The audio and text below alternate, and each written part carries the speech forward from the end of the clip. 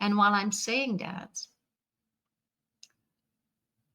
I'm such a strong believer that coaching is a solution in order to activate our awareness and also activate our capacities to show up. Coaching is a possibility to explore who we really are, to discover who we really are, to basically peel the layers that society has put and that we ourselves have put upon us in order to, I would say, survive. So I believe that coaching helps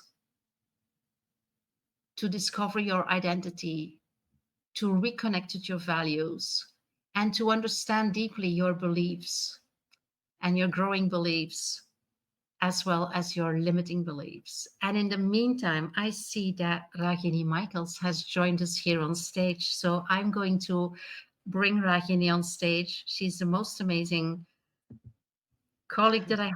There she is. Ragini, can you Um, hear me? I can hear you fine. Yes. Can you hear me? Wonderful. Yes, welcome. I'm so happy to have you here.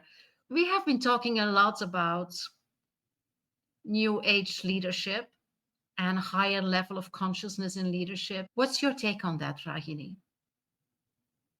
In keeping with how you're speaking today on sharing the things that we need to grow the most within us to allow new rules of leadership for women. For me, and I've been at this for a long time. I'm 79 now, so it's a It's long amazing. time and I'm still at it. But I think for me, the thing that I really was under the constraints of was a deep belief that I could not succeed. There was no point in entering the world because I had no power. And I know that my personal search has been a lot about what is power, because I have it in other areas, but in the area of business, which is a very male, for me, conditioned a very male perspective with all of those rules. I didn't have the power. And without the power, I didn't have the courage. And without the power and the courage, I couldn't overcome my bashfulness and my belief that a woman could never succeed in today's world. It really succeed as a business person. Just in sharing with you from what you're talking about, it seems to me, from my perspective, that getting a new understanding of power really clarified and codified for women might be helpful, because the Mm, masculine traits, as you just identified, are there and we all know what they are. We can do them. You can do them.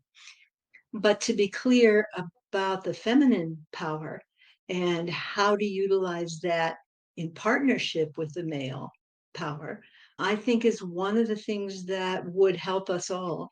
First of all, be more comfortable and confident, and second, make more money mm, because yeah. we'll be in positions that require that energy of power and presence, which we have. Most women that I know in business, especially if they're looking at it from a higher values, we have that. We've learned in some ways what it is. But if you were like me, as soon as I stepped into the context of success in the male world, it disappeared. It's like I couldn't get to it. I knew it was there, but I couldn't get there. So somehow, if going with your idea with codifying new rules of leadership about how feminine power, not, and I'm not talking like being soft and sweet. I'm talking about the power of presence of the feminine energy